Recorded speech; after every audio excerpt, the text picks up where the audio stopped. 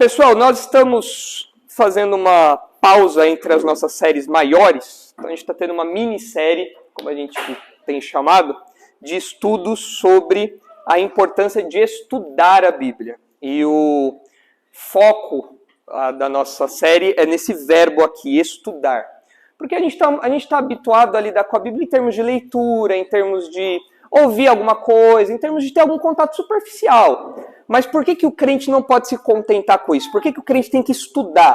Por que o crente tem que sentar na escrivaninha? Por que o crente tem que ouvir sermão? Por que o crente tem que ler literatura cristã? Da onde que vem isso? Por que isso? Por que isso é importante? Por que isso é necessário?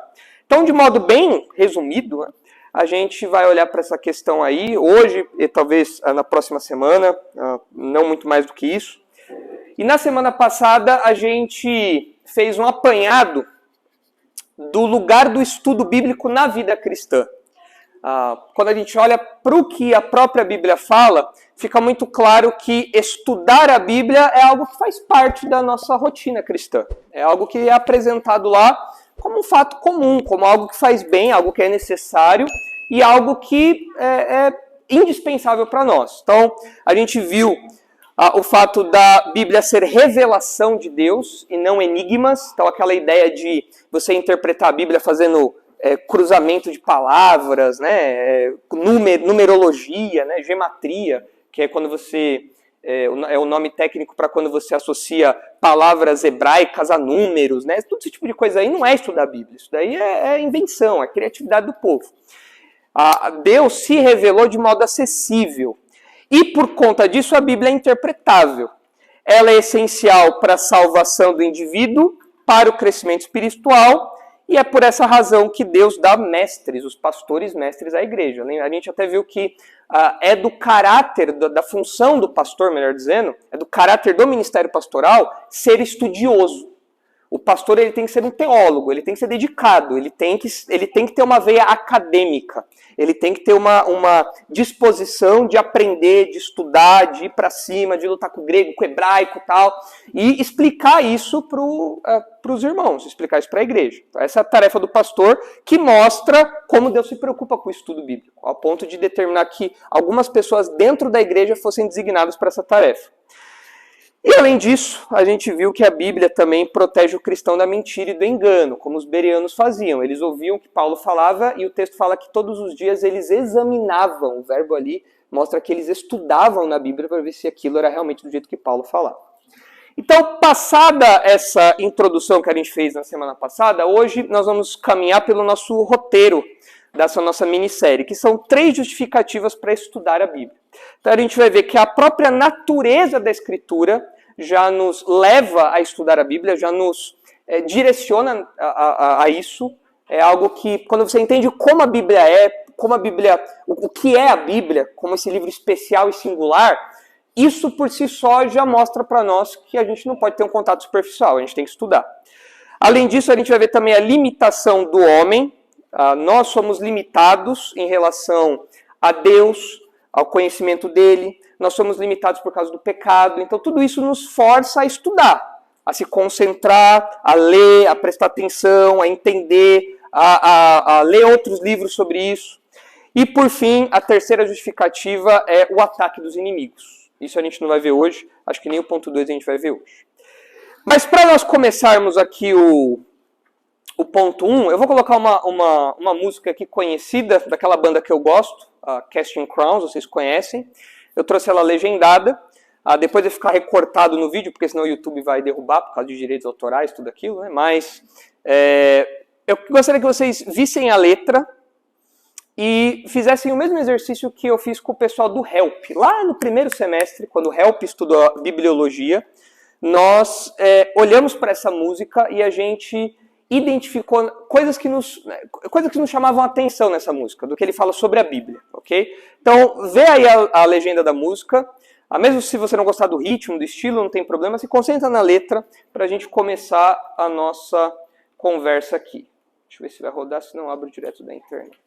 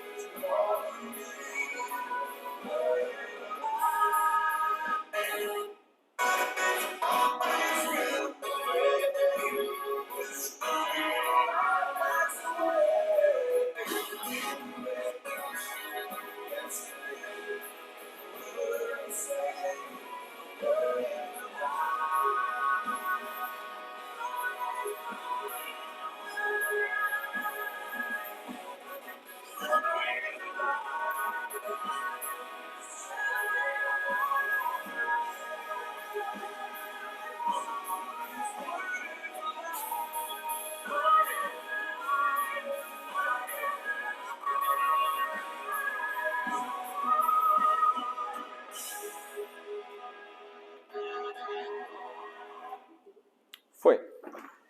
Só dois adendos. Primeiro, né, a música não carregou tão bem, mas deu para todo mundo ver a letra aí. A internet não ajudou muito. Mas esse versículo que aparece no final de Hebreus 4:12 não está falando da Bíblia. Está falando do juízo de Deus, daquilo que Deus fala como juízo. Mas você sabe que esses vídeos da internet, o pessoal põe lá e não tem muito a ver com o contexto, né? Mas, de todos que ele poderia ter colocado, não foi o pior. Mas, enfim, e aí, o que chamou a atenção de vocês?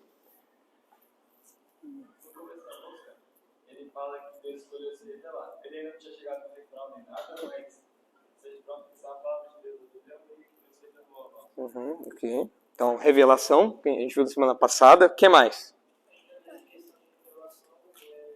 O Senhor escolheu se revelar também a camponeses e reis. E o outro adentro que é o texto assim básico que ele usou para. Eu acho que o refrão da música, que é a palavra está viva, que é João. Isso foram pontos assim que eu achei bem interessante. Pegou ele, colocou na música e tudo muito bem. Ok. A realidade, a vivacidade da palavra de Deus. Realmente, acho que isso ficou bem claro na música. Né? O que mais? Acho que a principal parte fala que os segredos da eternidade foram revelados no... Eu gosto dessa parte. Essa parte, eu acho que nessa parte eles foram muito felizes na composição. Porque, de fato, a gente olha para esse livro, né? Assim, materialmente falando, nada mais é do que papel com tinta. E que são letras normais, é uma tipografia normal aqui, não tem nada de místico nesse material em si. Mas é nessa plataforma aqui, é nesse meio, é com esse recurso que Deus revelou verdades eternas.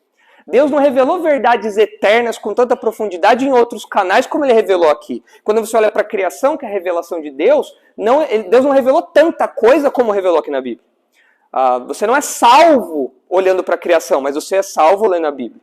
Você não cresce espiritualmente, se aprofunda no seu relacionamento com Deus olhando para a criação, mas você faz isso olhando para a Bíblia. Então, de fato, em simples traços, Deus revelou segredos eternos. O que mais? Helena. Ele fala que é como uma mensagem de vida faz vezes chegada, ou de uma vez a palavra de Deus, ela sempre fala com quem está sem esperança. Tem as respostas para gente, para nós que somos crentes, isso nos fortalece, nos anima, nos encoraja, nos consola, mas para quem não é crente, as respostas estão lá, né? Então, de fato, no mundo mal como que a gente vive, no mundo de trevas e escuridão, as respostas estão aqui. No mundo de medo, né? As respostas estão aqui. O que mais? Última consideração aí. Eric.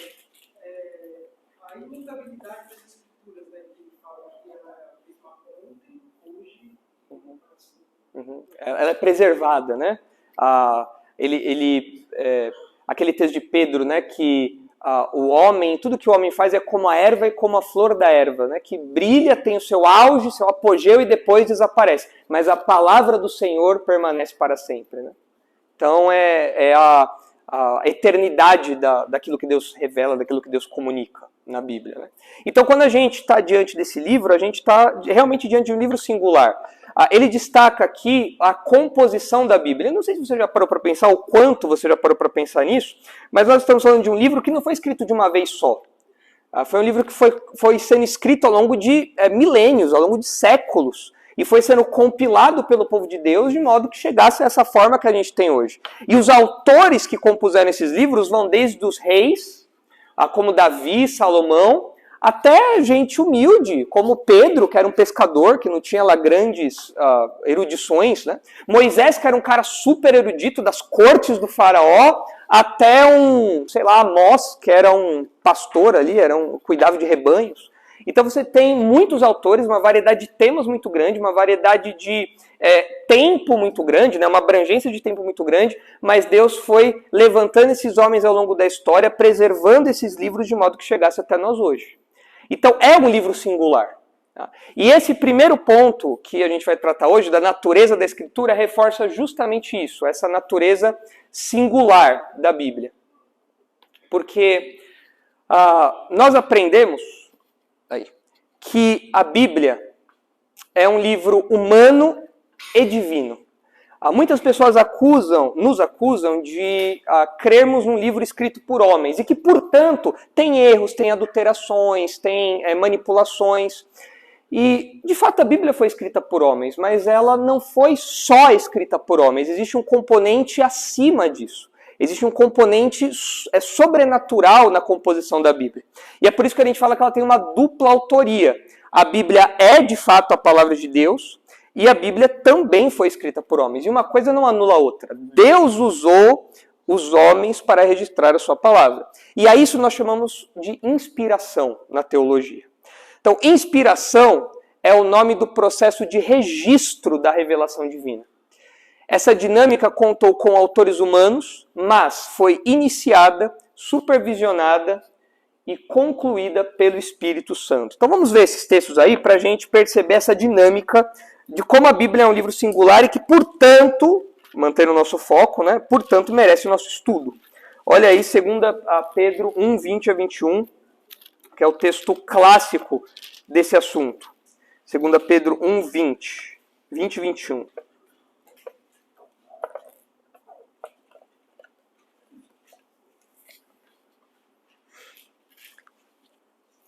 Olha só o que Pedro fala aí. Sabendo primeiramente isto, 2 Pedro 1, 20. Sabendo primeiramente isto, que nenhuma profecia da Escritura, Pedro está se referindo ao Antigo Testamento, que nenhuma profecia da Escritura provém de particular elucidação. Isso não teve iniciativa nos homens, não teve iniciativa nos profetas, como se eles inventassem aquilo que desse na telha deles. Isso não provém de particular elucidação, porque nunca jamais qualquer profecia foi dada por vontade humana. Entretanto, homens santos falaram da parte de Deus, movidos pelo Espírito Santo. O destaque aí é para a palavrinha movidos. Essa palavrinha movidos é uma palavra que aparece em outro lugar da Bíblia, como o vento que conduz, o vento que dirige as velas do barco. Então Deus soprou, Deus conduziu os homens, Deus moveu os homens a registrar exatamente o que ele queria. Então Deus falou por meio de homens, eles falaram da parte de Deus movidos pelo Espírito Santo. Eles foram sobrenaturalmente conduzidos, isso não veio da cabeça deles. Isso é importante para a gente entender porque num tempo como o nosso, onde a Bíblia é constantemente atacada como um livro desatualizado, insuficiente, cheio de erros, a gente tem que lembrar que não se trata só de um registro humano. Claro que homens escreveram, mas isso teve a direção, supervisão e iniciativa do próprio Deus, que assegurou o processo do começo ao fim. Olha também aí 2 Timóteo 3, um outro texto clássico para esse assunto. 2 Timóteo 3,16. Aqui Paulo fala da natureza da Escritura e do propósito da Escritura. Tem tudo a ver com a nossa série aqui. Toda a Escritura, Paulo diz, toda a Escritura é inspirada por Deus. E isso significa que cada palavrinha, cada partezinha da Bíblia é inspirada por Deus. Toda a Escritura como um todo, é soprada por Deus. Talvez alguma versão esteja assim, é soprada por Deus. A ideia é essa de Deus soprando. Quando nós falamos com alguém, quando a gente se comunica, nós sopramos. É como se Deus estivesse comunicando algo aos homens por meio desse sopro. Então toda a Escritura é soprada por Deus. Na nossa língua, a palavra inspiração tem uma ideia muito poética. Tal pessoa está apaixonada, então ela está inspirada para escrever um poema. Não é essa a ideia aqui. A ideia aqui é de sopro, é de direção. Deus está soprando a Escritura e ela é útil para ensino, repreensão, correção, educação na justiça, para que o homem de Deus seja perfeito e perfeitamente habilitado, ou seja, ele seja completo, ele tenha tudo o que ele precisa para toda boa obra, tudo que ele precisa para a vida cristã.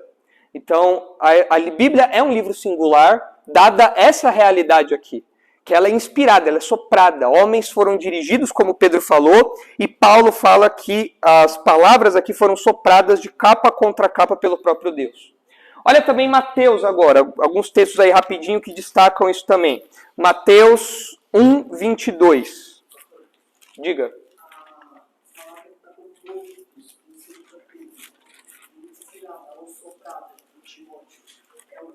Não. Em Pedro é uma palavra que indica um movimento mesmo, igual do barco ali, né? Que eu falei. Em Timóteo é theopnestos, é soprado por Deus, é uma palavrinha só. Em Pedro a palavra ela é usada para várias coisas. O movimento do barco, das velas do barco, por exemplo, né? Mas em Timóteo ela é construída com Deus como parte aí da palavra, né? Soprada por Deus. Olha aí, Mateus 1, 22. Acho que a palavrinha de 1 Pedro, de 2 Pedro é ferômenoi, acho que é a palavrinha grega. E em Timóteo é theopneustos. Olha aí, 2 Timóteo 3,16, Mateus 1,22. Olha aí o que diz. Ora, tudo isto aconteceu para que se cumprisse o que fora dito pelo Senhor por intermédio do profeta. E aí vem uma citação do Antigo Testamento.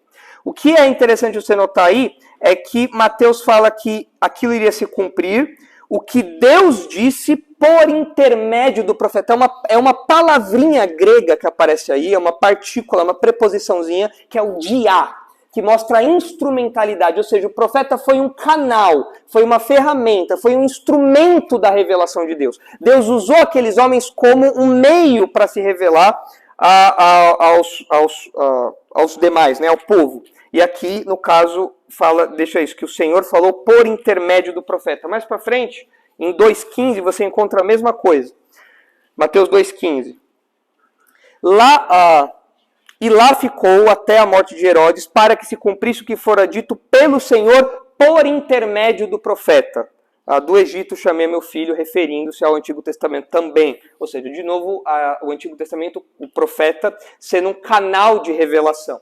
E Mateus 22, 43, uma construção um pouquinho diferente, mas um conceito semelhante.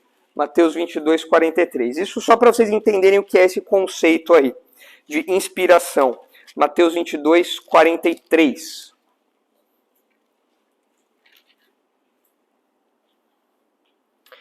Replicou-lhe Jesus: como, pois, Davi, pelo Espírito, chama-lhe Senhor, dizendo... E aí vem uma citação do Antigo Testamento. Mas aqui o destaque vai para a expressãozinha que Jesus usa. Davi pelo Espírito. Ou seja, Davi sendo usado pelo Espírito, dirigido pelo Espírito, registrou algo. Ele foi um instrumento para isso. E Hebreus 1:1, também um texto clássico desse assunto, fala da revelação de Deus por meio dos profetas, mostrando eles como instrumentos no Antigo Testamento. Havendo Deus outrora, Hebreus 1, havendo Deus outrora falado muitas vezes e de muitas maneiras aos pais pelos profetas, ou seja, esses homens foram escolhidos por Deus como canal de revelação, como instrumentos, ferramentas para Deus se comunicar com os homens. Então, de fato, a gente percebe na Bíblia essa dupla autoria aqui. Ela tem autores humanos, ela foi escrita por homens, ela é dirigida para homens, ela foi escrita em idiomas humanos, ela foi escrita para nós. É uma revelação de Deus para nós. E Deus fez uso disso. E a Bíblia é a palavra de Deus. Ela foi iniciada, supervisionada e concluída pelo Espírito Santo. Olhando para a primeira parte dessa dupla autoria, a gente consegue implicar disso que, por ser palavra de Deus, a Bíblia tem autoridade incontestável. O que ela diz é regra. O que ela fala, está falado. Os católicos têm um ditado que eles já aplicam há muito tempo, que é Roma locuta, causa finita. Roma falou, Roma que é a sede do Papa, né, da Igreja Católica, o Vaticano lá, Roma falou, o assunto acabou. Numa discussão teológica, quando o Papa fala, o assunto termina. Então, Roma locuta, causa finita. Nós, protestantes, não somos assim. Nós, protestantes, teríamos um ditado como sendo Escritura locuta, causa finita. Ou seja, a Bíblia falou, o assunto acabou. O que o Papa fala, deixa eu te falar, pra gente não interessa nada. Tem o mesmo valor, talvez, do que o cara do boteco ali do lado falando, do que o pessoal no antigo Twitter. Rest in peace, Twitter, né? Mas não tem... para nós, o que a Bíblia fala é a palavra final, não o que os outros falam. Então, essa é uma diferença crucial aí da visão que nós temos para que outros grupos têm. Olha aí os textos, rapidinho. Alguém lê, por favor, 1 Coríntios 14, 37, para a gente ganhar tempo. Outra pessoa, 2 Pedro 3. E mais uma pessoa, 2 Timóteo 4.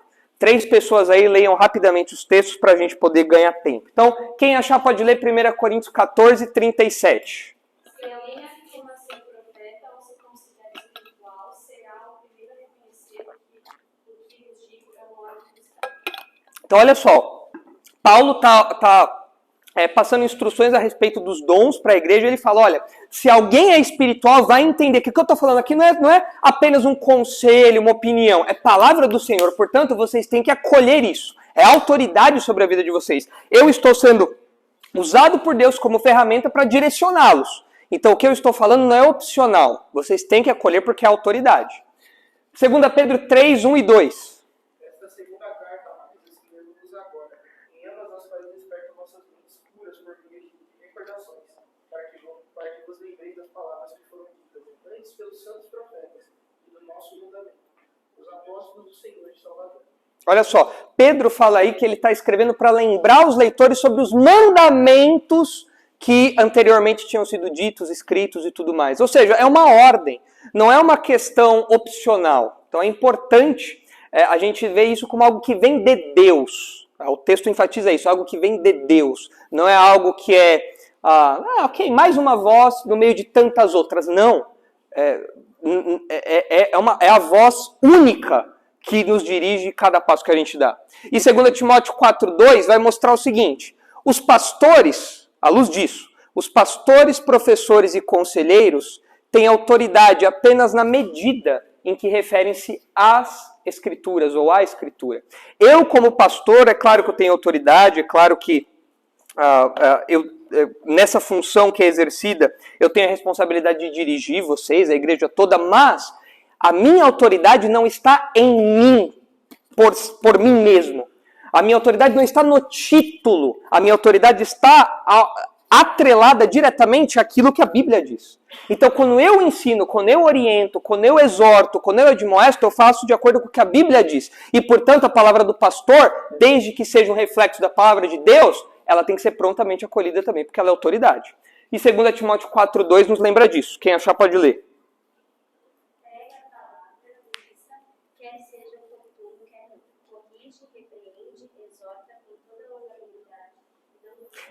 Paulo fala para Timóteo, você tem que pregar, quer seja oportuno, quer não. E muita gente pega esse texto e entende que quer seja oportuno, quer não, significa você estar lá no meio de um ônibus ou no meio do avião, antes do avião decolar, tá a mocinha lá fazendo os instrumentos, as instruções dos instrumentos de segurança lá e tal, né? E aí você fala, gente, ó, vou pregar aqui para vocês. Ó, Jesus é o caminho, a verdade e a vida. Aí você fala, tem que pregar sendo oportuno ou não. Não é isso que o texto quer dizer. Você está sendo chato, sem noção, e não é isso que o texto quer dizer. Quando fala prega, seja oportuno, quer seja oportuno, quer não seja oportuno, o que o texto está falando é mais ou menos assim a ideia. Prega, quer a pregação esteja na moda ou não.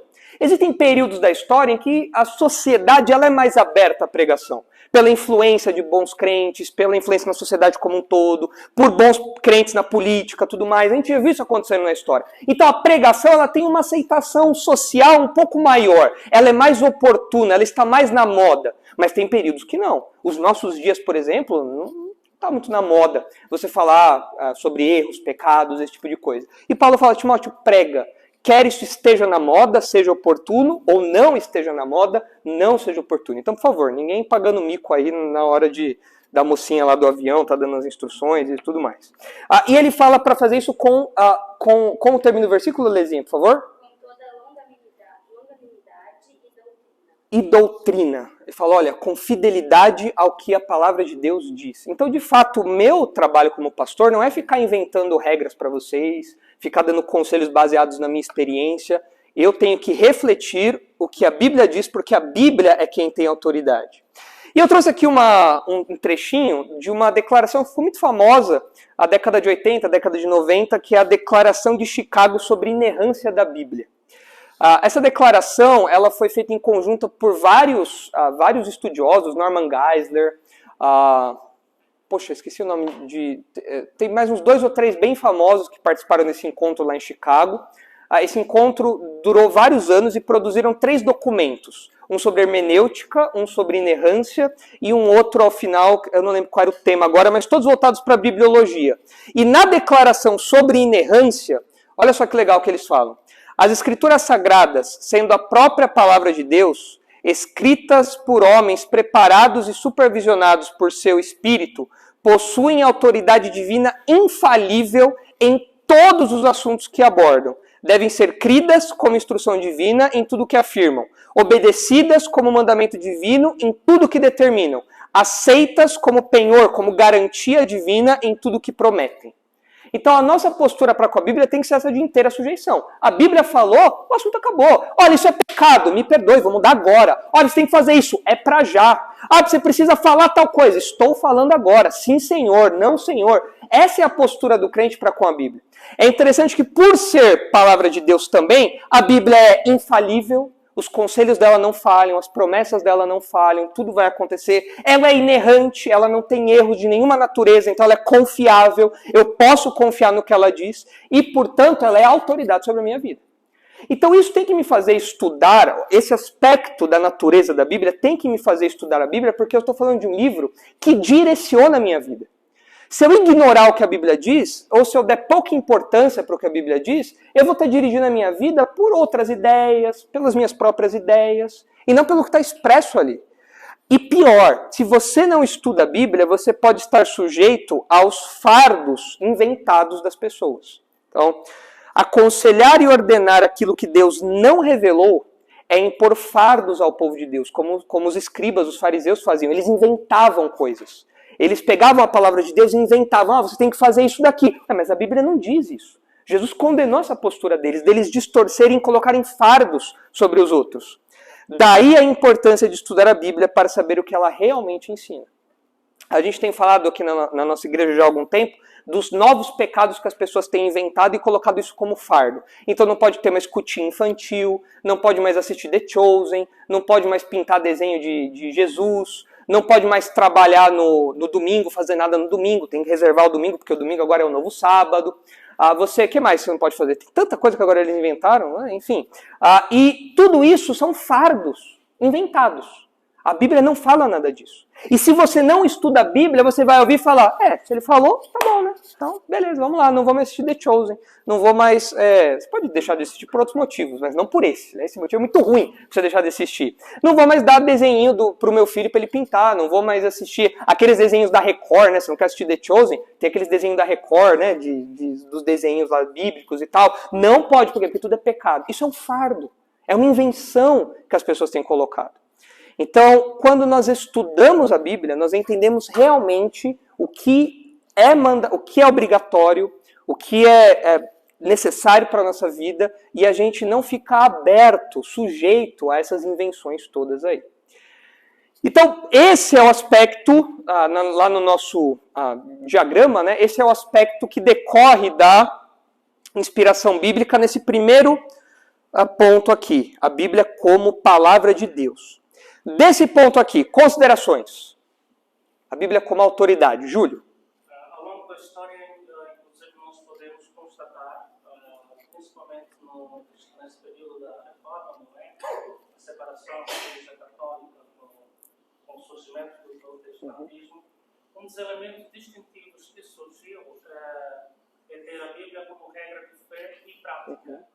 Faz toda a diferença com o que a Igreja Católica prega. Sim. Além da Bíblia, eles têm tantos outros elementos. Tem a tradição, tem o Papa. Que acaba por ser um fardo mesmo para quem crê genuinamente em Cristo. Exato. E as invenções todas, purgatório, as penitências, tudo isso vem junto com esse pacote aí de autoridades paralelas à Bíblia. Os protestantes não, os protestantes falaram, não, a autoridade é só a Bíblia. Só a Bíblia é quem manda na nossa vida. E daí a gente precisa conhecê-la, porque se tem alguém mandando na tua vida, você tem que saber o que você tem que obedecer. Como que você vai obedecer se você não conhece? Como que você vai cumprir se você não sabe? Não tem como, você tem que saber aquilo, você tem que se aprofundar nisso, já que isso é autoridade na sua vida. Nilson. Professor, também a gente precisa tentar, além de estudar, o investimento correto, porque não é o que eu chamo de estimar. Eles têm um certo investimento, mas eles são muito agarrados. Eu acho que o que se encaixar no aspecto de chamar o seita, porque eu vi alguns até comentarem que se você não é agarrado consigo, você corre o risco de até Não ser um crente. Né? Se você fala que é crente, mas você não assina embaixo tudo que as confissões de fé da história falaram, talvez nem crente você seja. Então, realmente. E eles têm um certo crítico. Eles estudam, mas eles estudam com uma visão, exatamente com uma lente errada. Né? Sim. Pastor, tem uma falácia que diz que a Bíblia, muitos falam que ela não é a palavra, mas ela contém a palavra. Mas também quando você vai em João 1, né, que fala que Jesus é o verbo, que o verbo você vai ver no grego, ele significa palavra. Tem alguma relação com essa palavra que está falando também do poder das Escrituras? Como todo, de Gênesis até Apocalipse. Não, quando fala a palavra ali, é a palavra viva que sai da boca. Eu acho que lá em João, quando fala que Jesus é a palavra, não tem nada a ver com a Bíblia. Quando fala que Jesus é a palavra lá, está mostrando Jesus como o agente de Deus, aquele que executa os planos de Deus. Tanto que ele encarnou, veio ao mundo e tudo mais. Lá na criação, o mundo foi feito por intermédio dele. Ou seja, quando Deus disse, haja luz, quem foi o engenheiro que arregaçou as mãos e falou, então vamos colocar a ordem aqui? O texto está falando que Jesus fez isso. Né? Então acho que a palavra lá é isso. Agora, essa falácia que você comentou é do liberalismo, que diz que a Bíblia não é a palavra de Deus, mas ela contém a palavra de Deus. Por quê? Por causa do racionalismo, por causa do iluminismo, tudo mais, surgiu a ideia de que a Bíblia era um livro muito fantástico. A Bíblia era um livro muito difícil de você acreditar à luz da razão e da ciência. Então, surgiram alguns falando assim, não, a gente tem que tirar da Bíblia os mitos da Bíblia.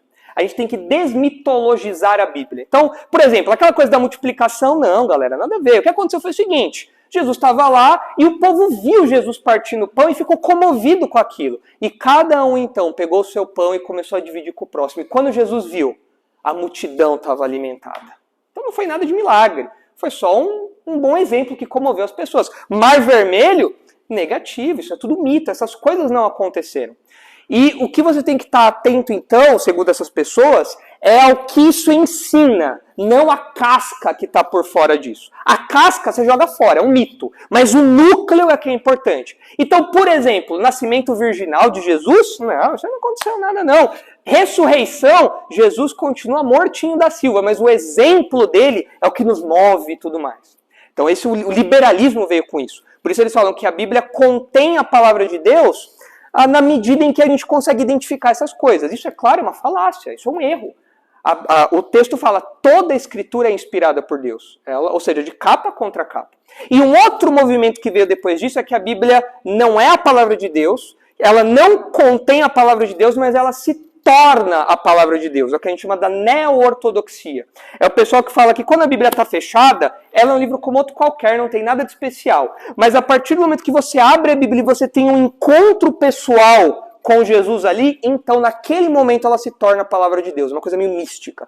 Fechou, acabou. Aí o mesmo texto não é mais palavra de Deus daqui a pouco. Então tudo depende dos encontros que você tem. Todas essas propostas são erradas. A Bíblia é a palavra de Deus aberta ou fechada, e a Bíblia é a palavra de Deus exatamente nos termos que está aqui, nas coisas que narra aqui. Então é assim que eu responderia a esses pontos aí. Tudo certo aqui na questão de autoridade? Agora olha só, isso pela parte da Bíblia como palavra de Deus. Agora, tem um aspecto da Bíblia ser um livro escrito por homens, de fato. E olha só como a gente vê nisso um motivo para estudar a Bíblia também. O primeiro motivo é porque a Bíblia é palavra de Deus e, portanto, ela é autoridade. Eu tenho que saber o que Deus quer para a minha vida. Eu tenho que estudar aquilo. Não posso ser negligente. Não sei o que Deus quer para o meu casamento. Não sei o que Deus quer para a criação de filhos quando eu for pai. Não sei o que Deus quer para o meu testemunho. Não sei o que Deus quer para o meu trabalho. Se você pensa assim, você está sendo negligente. Se você já tem 10 anos de crente e não sabe ainda coisas básicas dessas, você está atrasado. Você tem que obedecer o que a Bíblia diz. É a autoridade, então você tem que ir atrás disso. Agora, olhando pelo prisma da humanidade, da Bíblia como livro escrito por homens, olha só como a gente precisa realmente estudá-la também. Cada palavra da Escritura foi usada sob condução e supervisão do Espírito Santo. A Bíblia, ela não foi, os autores bíblicos não escreveram em êxtase, em transe. Cada palavrinha que eles colocaram conscientemente. Eles escolheram aquela palavra e Deus fez com que aquela palavra estivesse ali também. Então, se vocês abram aí rapidinho nos textos, cada um abriu um aí para a gente ganhar tempo. Mas Mateus 5,18, João 14,26, 2 Pedro 3, aqui em Reis não precisa abrir, eu vou mencionar para vocês rapidinho. Alguém abre aqui em Atos 22 só, por favor, Atos 22, 3. Abram aqui também, por favor, em Lucas 1, 1 Pedro 1 e Daniel 9. 1 Coríntios 1 não precisa abrir ali. Aqui também não precisa abrir. Aqui também não precisa abrir. Aqui também eu vou mencionar, não precisa abrir. Abram só aqui em Colossenses 4,14 só. Enfim, e o resto pode abrir aí. Quem achar vai abrindo. Mas começando lá por Mateus 5,18. Olha só como cada palavra foi usada sob condição do Espírito Santo. Alguém lê, por favor, Mateus 5,18. Porque na verdade eu vos digo, até que passe o céu e a terra, um e outro, ou um traço de letra, não passará da lei, até que tudo seja cumprido. Então, Jesus está falando aí que os menores detalhezinhos da lei, talvez alguma tradução tenha aportuguesado a coisa. Nenhum tio ou J, né? Que é a menor letrinha que a gente tem. A gente poderia falar o tio ou a letrinha mais fina. Tudo isso vai se cumprir exatamente como está ali, porque Deus fez com que cada detalhe da Bíblia fosse registrado daquele jeito. Então eu não posso desprezar nada da Bíblia, porque os menores detalhes foram escolhidos pelo Espírito Santo. João 14,26 mostra para nós que isso aconteceu, esse registro tão preciso aconteceu por meio da ação sobrenatural. De fato, dirigiu esses homens. Olha a promessa de Jesus aí em João 14,26. Quem achar pode ler. Mas o Consolador, o Espírito Santo, que o Pai enviará em meu nome, esse ensinará a vocês todas as coisas e fará com que se lembrem de tudo o que eu lhes disse. Olha só que Jesus está falando do Espírito Santo, é o Consolador. Ele fala que o Espírito Santo seria enviado aos apóstolos e ele seria o agente de ensino para aqueles homens, para que eles aprendessem o que colocar ali e para que eles se lembrassem. Os evangelhos não foram escritos logo depois que Jesus ressuscitou. Ainda demorou uns anos até que os evangelhos fossem escritos. Se dependesse, por exemplo, da minha memória, se eu fosse autor bíblico, eu estava perdido. Eu não ia lembrar de nada. O que foi que Jesus falou naquele negócio lá mesmo, né? O que aconteceu lá? Quanto tempo ele... Ô Pedro, vem cá, quanto tempo foi que ele ficou no Sepultura mesmo? Rapaz, eu não lembrava. Eu seria péssimo. E talvez alguns ali também não fossem tão bons de memória também. Mas o Espírito Santo garantiu. Ele vos fará lembrar tudo. O Evangelho de João mesmo foi escrito décadas depois. E como que João lembrou de tudo aquilo? Porque o Espírito Santo conduziu. Então houve uma ação sobrenatural. Isso mostra essa singularidade da Bíblia. Porém, o outro elemento aqui é a providência divina. A doutrina da providência diz respeito ao controle de Deus sobre tudo que existe, sobre tudo que acontece. Deus controla o voar dos pássaros, Deus controla o soprar dos ventos, Deus controla cada detalhe da nossa vida, Deus controla tudo o que acontece do universo em sua providência. Essa que é a providência divina. Nada foge da sua soberania. E nessa providência, olha só o que ele usou. Ele usou a personalidade, o conhecimento, os estudos, as memórias, as circunstâncias, as experiências, as profissões, a cultura e a língua de cada autor humano. Então, Deus fez com que cada autor que escreveu a Bíblia fosse, desde cedo, preparado para esse propósito. Vivendo sob circunstâncias específicas, tendo conhecimentos específicos, experiências específicas, sendo criado num ambiente específico, tendo contatos específicos para que a gente tivesse exatamente o que a gente tem aqui. Então é uma direção sobrenatural que Deus foi dando muito antes. E as peças foram se casando ao longo da história. Não foi de última hora, Deus chegou assim, rapaz, agora eu preciso escrever um negócio, não preparei ninguém, não pedi para ninguém, e agora o que eu vou fazer? Deixa eu pegar alguém aqui rapidinho, não. Deus já não só escolheu, como preparou todos esses homens lá atrás. E vocês vão ver como é por isso que é importante a gente estudar a Bíblia. Olha só os textos aí que eu mencionei. 2 Pedro 3.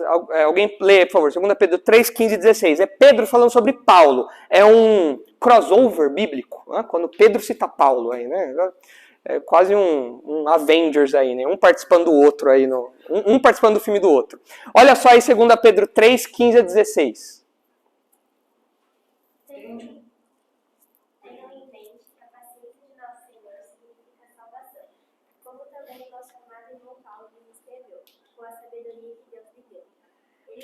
mesma forma em todas as suas cartas, falando nelas desses assuntos.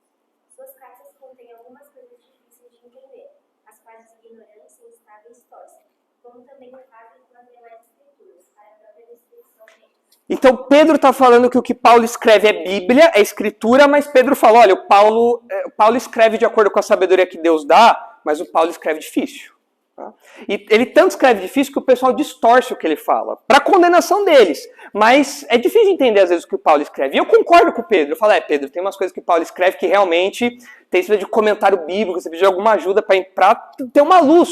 É diferente de João, por exemplo. Quando você lê João, é tudo preto no branco, filhinhos, amai-vos uns aos outros. Você fala, João, é fácil de entender isso. Ninguém pergunta, pastor, o que significa amar uns aos outros? Ninguém pergunta isso. Agora, tem coisa que Paulo escreve que você fala, rapaz, isso aqui eu não entendi o que ele quis dizer, não. Porque ele escreve de um modo mais difícil. Quando você vê a personalidade de Pedro como um pescador e a personalidade de Paulo como um erudito, você percebe como Deus usou cada um de acordo com a sua vontade.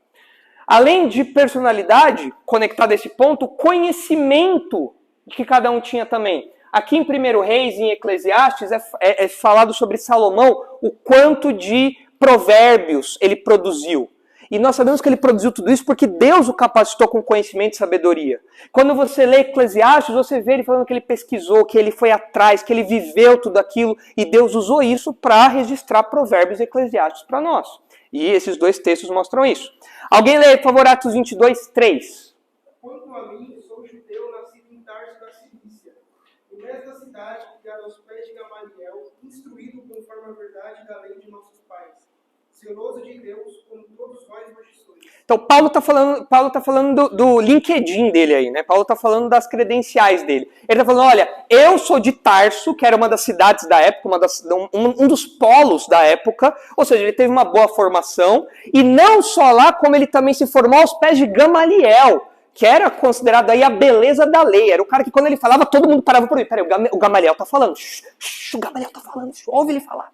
E Paulo aprendeu ali aos pés dele. Paulo tinha um conhecimento muito grande. E Deus usou tudo isso para que Paulo escrevesse as suas cartas no Novo Testamento. Quando você lê Romanos, que é a obra magna de Paulo, a obra maior de Paulo, você vê de fato o quanto de conhecimento esse homem tinha. Tanto do Antigo Testamento como da cultura também. Paulo tinha conhecimento dos pagãos.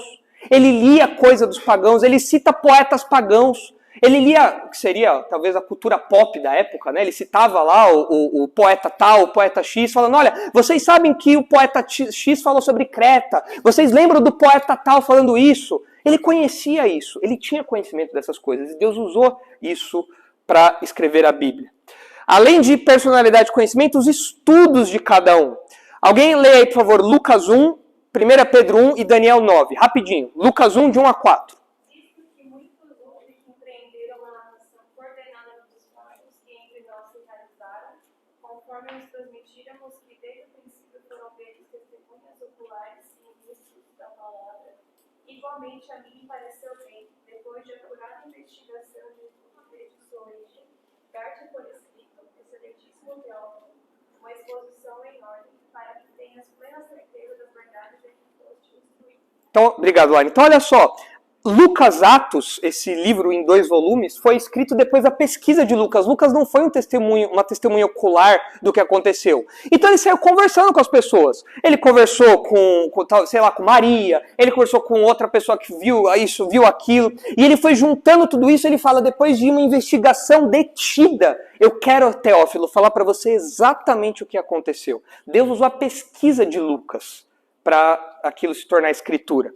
Olha aí 1 Pedro 1, 10 a 12, falando dos profetas. Olha só como os profetas estudavam. A gente pensa que os profetas ficavam o dia inteiro na rede, aí do nada eles ouviam uma voz, opa, é para eu escrever? Beleza, deixa eu lá. Cadê a pena? Ô fulano, dá a pena aí. Não era assim. Os profetas estudavam. O profeta não era tem que tomar cuidado para não ser censurado hoje em dia, né? O profeta não era do espectro político contrário à direita, né, que não gosta de trabalhar. Não, os profetas trabalhavam bastante, eles eram dedicados, estudiosos. Olha só aí, 1 Pedro 1, 10 a 12. Até mesmo os profetas queriam saber mais sobre a salvação, investigaram a respeito quando profetizaram acerca da graça que dava para vocês. Buscavam descobrir a que tempo ou ocasião se referiu o Espírito de Cristo que eles estavam, ao predizer o sofrimento de Cristo e sua grande glória posterior. Foi-lhe dito que suas mensagens mensagem não eram para eles, mas para vocês. E agora essas boas novas nos foram anunciadas por aqueles que pregaram pelo poder do Espírito Santo e criado do céu.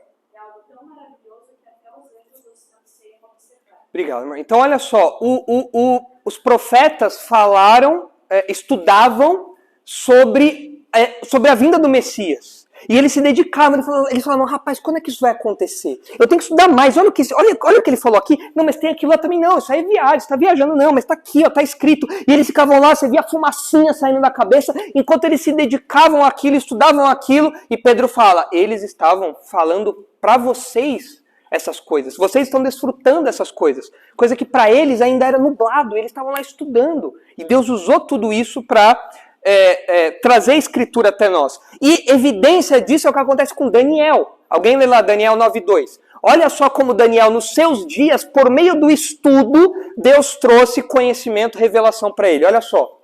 Daniel 9:2. Quem achar aí pode ler. No primeiro ano do seu reinado, eu, Daniel, compreendi pelas escrituras, conforme a palavra do Senhor, dada ao profeta Jeremias, que a desolação de Jerusalém iria durar 70 anos. Então, olha só, outro crossover aí. Daniel estava lendo o quê? Jeremias. Falou, olha, eu estava estudando Jeremias e o Senhor me mostrou, pelo meu estudo, que o tempo ia durar isso de tempo. Então, Deus usou isso e está registrado aí no livro de Daniel. Mas além de personalidade, conhecimento, estudos, Deus também usou memórias. Lá em 1 Coríntios 1, Paulo está dando uma bronca ali nos crentes de Corinto, por causa daqueles partidos que ele tinha. Sou de Paulo, sou de Apolo, sou aquela coisa toda. E Paulo fala, olha, eu dou graças a Deus que eu batizei só um ou outro daí, e se eu batizei mais alguém, eu não me lembro. Ou seja, Paulo não está em transe enquanto ele está escrevendo. Ele está puxando da memória dele, ele está lembrando das coisas. E ele está colocando aquilo ali. Então Deus usou a memória dos autores bíblicos como fundamento para aquilo que eles escreveram. Como matéria-prima para aquilo que eles escreveram. Circunstâncias. Isso aqui é conhecido de todos nós. O Salmo 51 foi escrito logo após Davi cometer o pecado com Batseba e ter todo aquele confronto com Natã e tudo mais. Tanto que o título do Salmo 51... Quando aparece lá, tem o título da Bíblia, né, que geralmente as Bíblias põem, negrito. Aí embaixo, nos Salmos, vem um título menorzinho, em itálico. Aquilo ali faz parte do texto bíblico. Aquilo ali faz parte do versículo 1. Aquilo ali não é o editor da Bíblia que colocou. Da Bíblia, da tradução. E ali fala, quando Davi pecou com Batseba e foi repreendido por Natã. Então, essa situação Deus usou para que Davi compusesse esse salmo de arrependimento.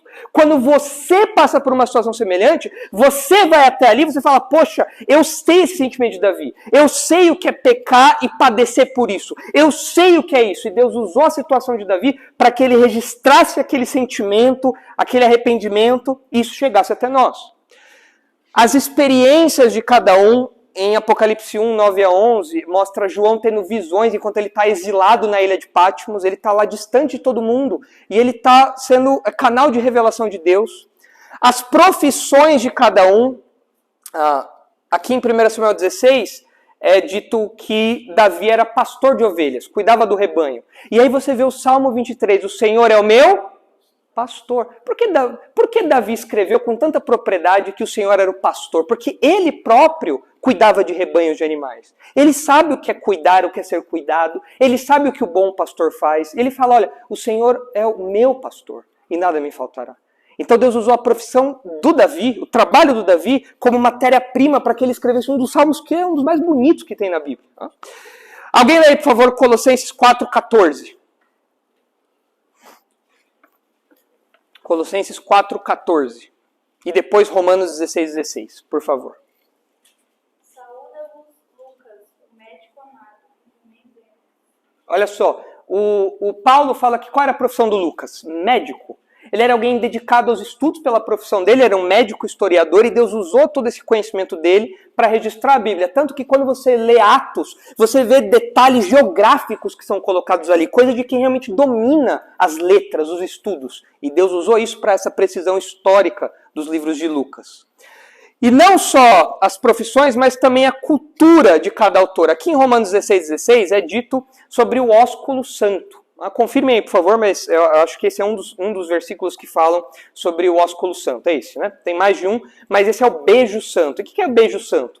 Era um hábito naquela parte do mundo, naqueles dias, de você cumprimentar as pessoas com um beijo, mostrando afeto, mostrando carinho, mostrando... está aberto ali a pessoa, ser amigo da pessoa. Coisa que hoje em dia nós não fazemos mais.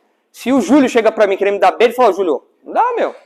O Lucha vai chegar pra mim, oi, tudo bom? Não, é isso. Agora, se você vai para algumas partes do mundo ainda hoje, cumprimentam-se com beijo. Se você for talvez mais pro Oriente lá, talvez alguma coisa da Rússia lá, o pessoal ainda cumprimenta com beijo. Então, sei lá, cada uma cultura aí, né? O pastor Marcos conta a história de quando ele visitou, acho que uma igreja que tinha um russo lá, e o russo veio cumprimentá-lo com beijo. Então, o russo veio dar beijo, o pastor Marcos fez assim com uma mão, aí o russo foi com a outra mão para puxar o pastor Marcos. Aí o pastor Marcos foi assim com a outra mão. Aí o russo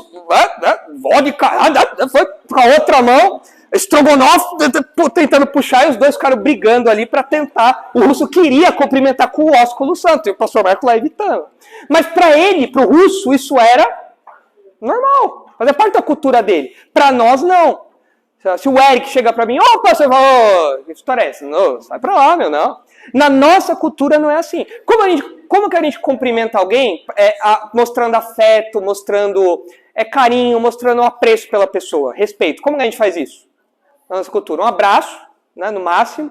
Quando eu não tenho muita intimidade com a pessoa, aquele aperto de mão mais caloroso, né, que você dá aquele aperto de mão, até dá uns tapinhas no ombro assim, né? Tudo bom, dá aquele tapinha no ombro assim, né? Então, mas vejam como Deus usou esses elementos culturais. Então, quando Paulo coloca lá, cumprimentai-vos com o ósculo santo, eu não tenho que sair beijando todo mundo aqui agora. Não é isso. Mas eu tenho que entender, Deus usou aquele elemento cultural como uma expressão de carinho, afeto, respeito, apreço. E Deus usou esse elemento que está registrado aqui. Eu tenho que reproduzir isso na minha cultura hoje. Além da língua de cada autor. Esses textos aqui de João 19 mostram João preocupado em traduzir as palavras para os seus leitores. Então João fala, essa palavra tal, que significa tal coisa. De modo que aqueles que não têm familiaridade com a língua de João entendam o que ele está querendo dizer. Porque a Bíblia você tem hebraico, aramaico, grego, você tem várias pessoas lendo aquilo e cada língua foi usada para ser escrita dentro desse propósito de Deus aí. E dentro desses elementos de língua, você ainda tem a erudição. Você pega o grego de Hebreus, é um grego muito mais complexo que o grego de João. Tanto que quem começa a estudar grego não se aventura a estudar, a pregar Hebreus. Porque é um grego, assim, outro nível, fluente. É uma coisa, assim, absurda de difícil. Enquanto o grego de João é mais simplesinho, tal, o sujeito vai predicado, é uma coisa mais básica. E você tem hebraico, você tem aramaico do mesmo jeito também. Então Deus usou cada um desses elementos. Por conta desse fator humano, o leitor contemporâneo precisa superar abismos culturais e linguísticos, de modo que o estudo detido é fundamental. Existe um abismo, tudo isso daqui constitui um abismo. Você não está na mesma cultura dos autores bíblicos, você não fala a mesma língua dos autores bíblicos, você não tem o mesmo conhecimento que os autores bíblicos. Cada autor bíblico tem uma personalidade distinta, diferente da sua. Você não tem as mesmas experiências ou vive as mesmas circunstâncias. Então existem abismos linguísticos, culturais, gramaticais, históricos que a gente precisa transpor. E se você não estudar a Bíblia, você não vai chegar nas respostas certas. Você não vai chegar no que os autores realmente quiseram dizer. E se você só lê superficialmente, de modo descompromissado a Bíblia, você vai passar por cima de tudo isso, dessa riqueza, dessa preciosidade, dessa variedade da Bíblia. Então é por isso que você tem que ler, pegar comentários, ir na internet, ouvir sermões, conversar sobre isso. Você tem que se envolver nesse universo aqui. Você tem que mergulhar nesse universo aqui. Você não pode ficar só ali, molhando ali o pezinho, tá meio gelado, né? Tá bom aqui. Não! Tem que se jogar, você tem que mergulhar, você tem que falar o que o autor pensava, qual era o contexto dele, o Império Romano, o mundo antigo, o mundo dos patriarcas. Você tem que estudar, se dedicar para pegar cada um desses detalhes e entender como Deus usou isso para transmitir a sua mensagem. Isso vai te dar mais precisão no conhecimento da Bíblia e no entendimento da Bíblia. Caso contrário, você vai ficar só na superficialidade. Para terminar, a Declaração de Chicago sobre inerrância, que eu mencionei para vocês, ela menciona isso. Olha que legal. Ao determinar o que o escritor ensinado por Deus está afirmando em cada passagem, temos de dedicar a mais cuidadosa atenção às afirmações e ao caráter do texto como sendo uma produção humana. Na inspiração, Deus utilizou a cultura e os costumes do ambiente de seus escritores, um ambiente que Deus controla em sua soberana providência. Assim, deve-se tratar história como história, poesia como poesia e hipérbole e metáfora como hipérbole e metáfora. São recursos linguísticos, exageros. Ah, você tem que perdoar 70 vezes 7. Ó, já te perdoei, falta só 2 aí, tô contando. Não é assim, é um exagero. Jesus está falando exagero. Então você tem que entender isso como um exagero, um recurso linguístico. Quando Jesus fala, eu sou a porta das ovelhas, não é que Jesus é uma porta mesmo, não tinha uma maçaneta lá, não é isso. É uma figura de linguagem. Generalização e aproximações como aquilo que são, e assim por diante. Também se deve observar diferenças de práticas literárias entre os períodos bíblicos e o nosso, visto que, por exemplo, naqueles dias, narrativas são cronológicas e citações imprecisas eram habituais e aceitáveis, e não violavam quaisquer expectativas. Não devemos considerar tais coisas como falhas quando as encontramos nos autores bíblicos. O que eles estão falando aqui é muito interessante, é um detalhe que muitos críticos usam para nos fazer oposição. Eles falam assim, olha, quando você vê um autor bíblico citando outro, ou um autor bíblico citando o Antigo Testamento, às vezes eles citam com uma palavra diferente, às vezes eles citam de um modo levemente diferente do que está lá, e eles olham para isso como um erro, mas na verdade naquela época não tinha BNT. Todo mundo sabe o que é a BNT, as normas da BNT? Recuo, fonte menor, sobrenome maiúsculo, tal. Naquela época não tinha norma da BNT. E eles faziam as citações como era comum na época. E isso não era um erro, era como se fazia na época. Não é o nosso padrão de citação, é o padrão de citação deles. E eu tenho que entender isso para ver, não, isso aqui não é um erro, é como eles citavam os livros antigamente. E se eu entendo isso, eu entendo como aquela coisa funcionava. Então são diferenças que não são erros. Outra coisa que falam, que a Bíblia tem erros porque, por exemplo, na antiguidade, na Bíblia, o morcego era classificado como uma ave ou alguma coisa do tipo. E hoje em dia ele é classificado como um mamífero. Viu como a Bíblia tem erros? Mas, gente, a classificação dos nossos dias não é a mesma daquela época. Se eu estivesse lá e visse um bicho voando, para mim ia ser ave. É intuitiva a classificação. Hoje a gente usa outros critérios. Então não são erros. São circunstâncias específicas que a gente tem que entender. Embora as Sagradas Escrituras em lugar algum estejam limitadas pela cultura, no sentido que seus ensinos contam com validade universal, algumas vezes estão culturalmente condicionadas pelos hábitos e pelas ideias aceitas de um período em particular, de modo que a aplicação de seus princípios hoje em dia requer um tipo diferente de ação, por exemplo, na questão do corte de cabelo e do penteado das mulheres. O véu é um exemplo disso. O véu é uma questão cultural. O pessoal que veio da congregação sabe que na congregação cristã do Brasil há o uso do véu como uma transposição direta de 1 Coríntios. E está errado. Paulo não é uma ordem supracultural que a mulher use o véu, mas naquela cultura a mulher usar o véu era um símbolo de submissão ao marido.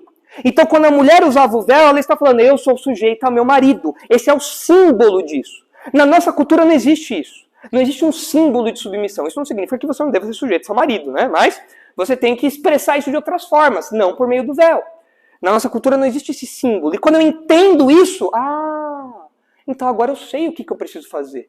E o que eu não preciso fazer. Como eu devo me comportar e o que eu devo esperar ou não que as outras pessoas façam. Então toda essa leitura você só consegue quando você leva em conta esse aspecto cultural, humano, linguístico da Bíblia. Então, nesse tópico aqui, o que eu quero que vocês levem é esse diagrama básico aqui. A dupla autoria da Bíblia. Ela é palavra de Deus, portanto ela é autoridade. E ela foi escrita por homens, e portanto você tem que ralar para entender o que está escrito ali. Porque existem vários abismos entre nós e os autores bíblicos. Agora, é claro que, como a gente vai ver na próxima ocasião, o Espírito Santo nos ajuda a compreender a Bíblia. Se você lê a Bíblia e você não entende, você tem que orar, Senhor, me ajuda. O salmista fala, desvenda as belezas da tua lei. Mesmo para quem, como a gente falou, os amigos de vocês que vocês têm conversado, e eles não são crentes, mas eles estão com a Bíblia diante dos olhos deles, eles precisam que Deus, o próprio Deus, brilhe no coração deles para que eles entendam o que está ali.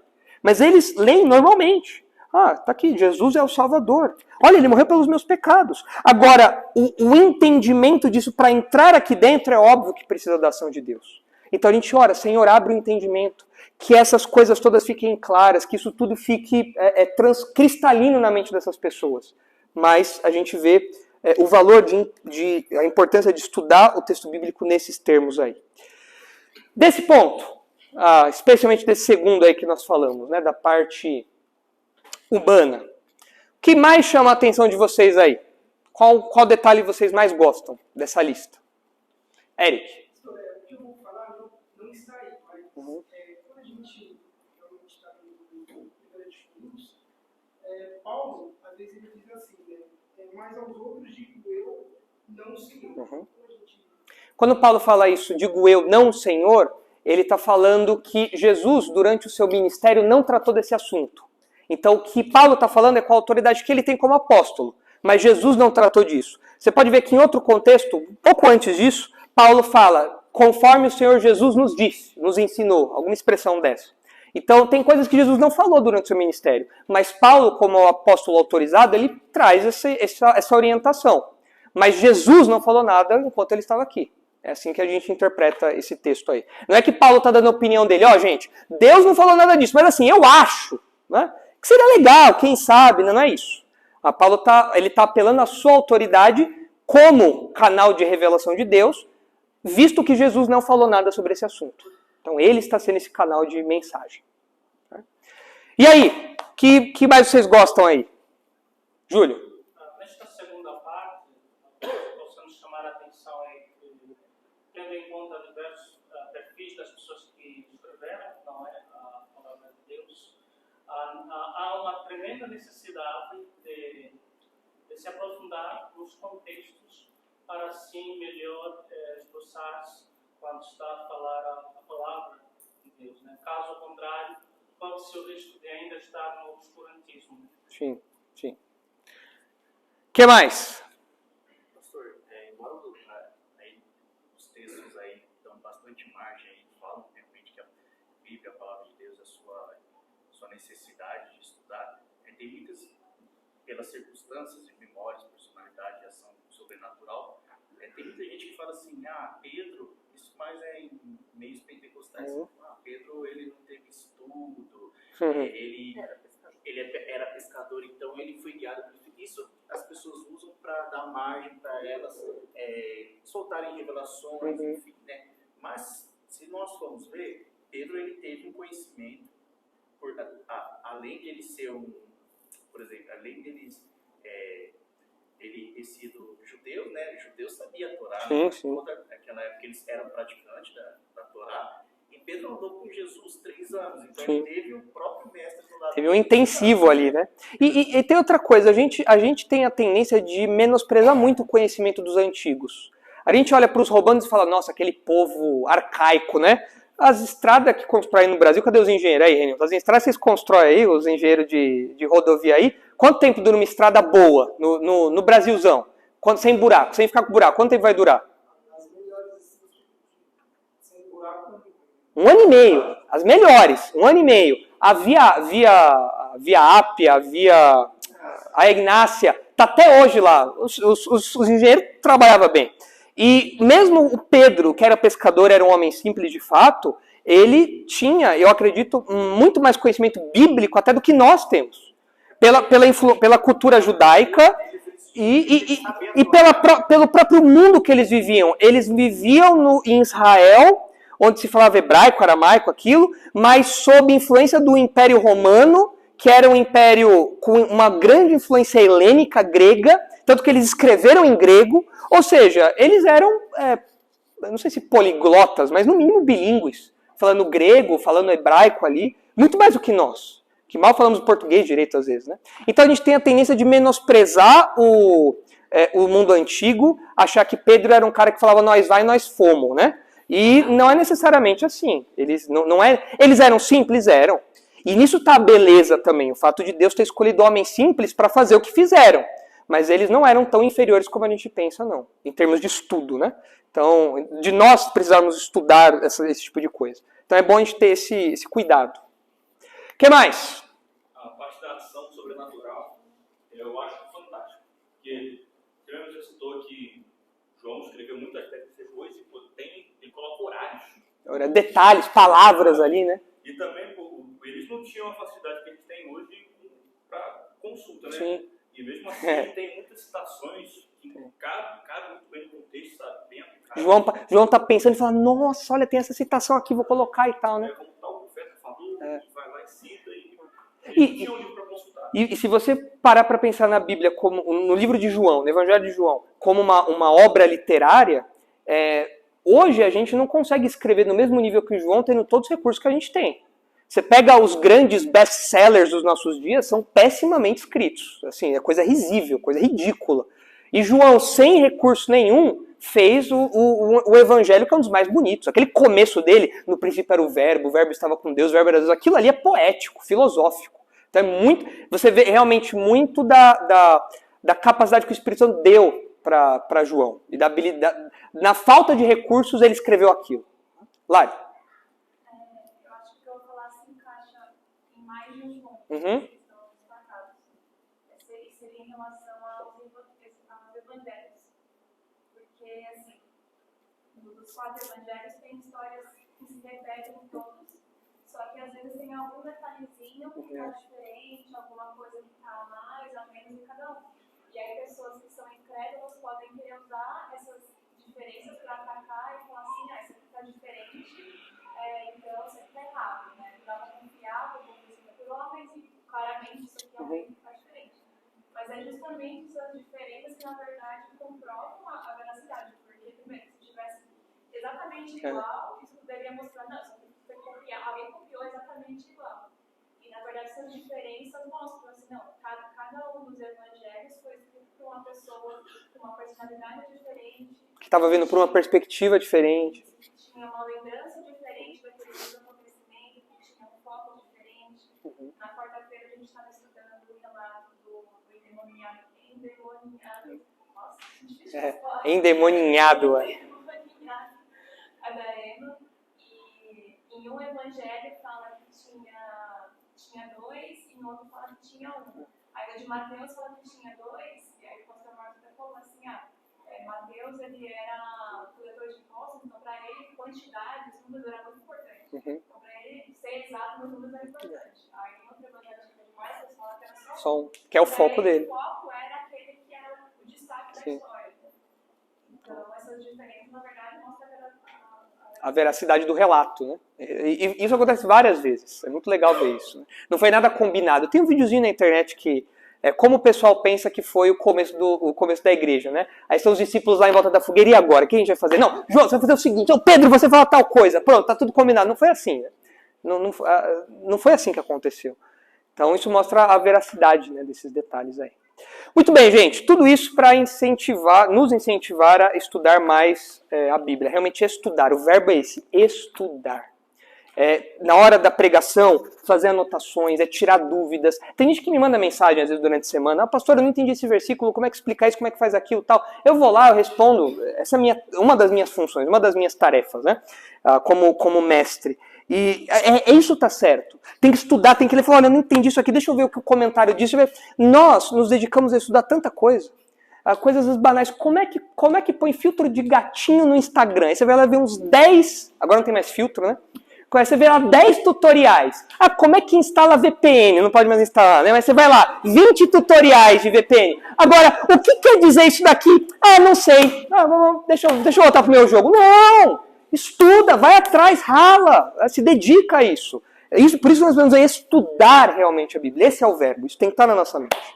Vamos orar, encerrar por hoje e na semana que vem a gente continua. Senhor, nós agradecemos pela riqueza da Tua palavra, Pai. Obrigado porque ela está ao nosso alcance e por meio do estudo e da iluminação do Teu Espírito nós podemos compreender o que o Senhor quis nos revelar. Obrigado porque nessa riqueza literária que nós temos em mãos, o Senhor usou vários autores, várias circunstâncias, profissões, contextos, memórias, línguas, tudo isso fazendo com que a Bíblia seja de fato um livro singular. Singular por conta desses detalhes e singular porque é a Tua palavra, Pai.